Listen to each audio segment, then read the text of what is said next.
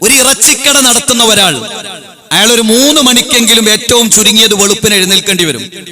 നമ്മൾ 6:30 മണിക്ക് അങ്ങാടിയിൽ പോയി ഇറച്ചി വാങ്ങാൻ വേണ്ടി നമ്മൾ എത്തുമ്പോഴേക്ക് അതെല്ലാം കഴിഞ്ഞ് മാംസമാക്കി ഇങ്ങനെ തൂക്കിയിടണമെങ്കിൽ അയാൾ ഒരു 3 മണിക്ക് എഴുന്നേൽക്കണം. അയാൾ ഒരു മൃഗത്തെ അറുത്ത് ആ മൃഗത്തെ ആളുകൾക്ക് തൂക്കി കൊടുത്തു കഴിഞ്ഞാൽ അയാൾക്ക് അതിൽ നിന്ന് കുറഞ്ഞൊരു പൈസ കിട്ടുള്ളൂ.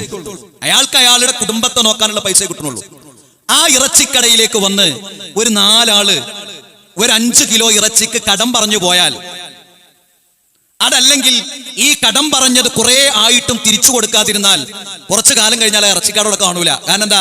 അയാൾക്ക് നഷ്ടം സംഭവിച്ചു. അയാൾ ആ ഏർപ്പാട് നിർത്തി.